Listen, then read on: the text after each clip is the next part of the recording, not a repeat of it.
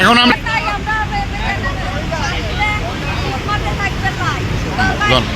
এ বাপি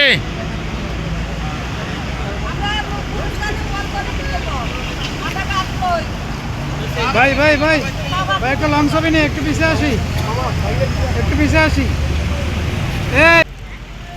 এই পার বিভিন্ন পানির প্রচার করেন এবং আমাদের এলাকাবাসীর অনেক উপকার করেন এবং অনেক সব পাবেন, অনেক অনেক প্রশংসা পাবেন ইনশাআল্লাহ। আসসালামু আলাইকুম।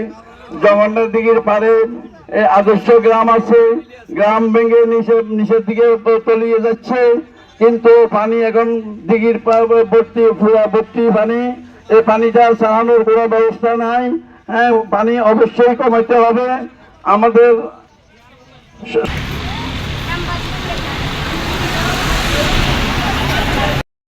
কবরস্থান ঠিক মতো অনেকে চিনে না। ঠিক আছে, আমাদের উদ্দেশ্য লক্ষ্য একটাই যে কবরস্থান রক্ষা করা, অন্য কোনো উদ্দেশ্য নয়।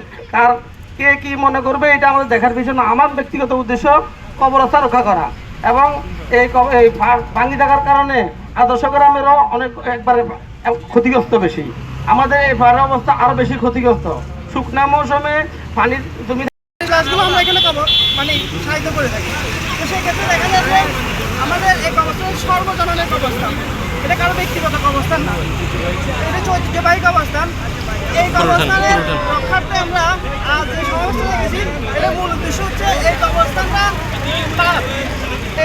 যে ব্যক্তি দিঘিটা লিজ দিয়েছে উনি মাছ বিক্রি করার কারণে, মানে মাছ চাষ করার কারণে ভালো লাভবান হওয়ার উদ্দেশ্যে পানিগুলো জমাট বেঁধে মানুষের ক্ষতি করতে চান, চারপাশে পাড়গুলো ভেঙে যাচ্ছে। কি নাম তার, কি নাম?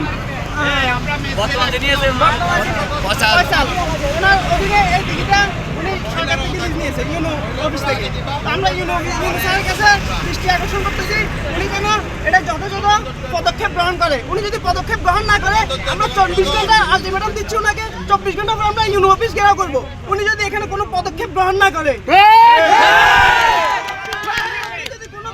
গ্রহণ না করে উনি, আমরা ইউনো অফিস ঘেরাও করতে বাধ্য হব।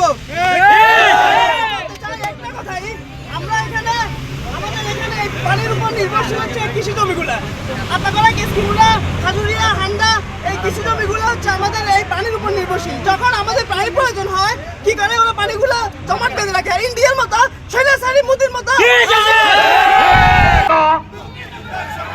মুক্তিযুদ্ধের সমাধি বিলীন হতে দেব না, মুক্তিযুদ্ধের সমাধি বিলীন হতে দেব না, মুক্তিযুদ্ধের সমাধি বিলীন হতে দেব না, মুক্তিযুদ্ধের সমাধি বিলীন হতে দেব না, মুক্তিযুদ্ধের সমাধি, মুক্তিযুদ্ধের সমাধি বিলীন হতে দেব না, মুক্তিযুদ্ধের সমাধি দেব না, মুক্তিযুদ্ধের সমাধি বিলীন হতে দেব না, মুক্তিযুদ্ধের সমাধি বিলীন হতে দেব না,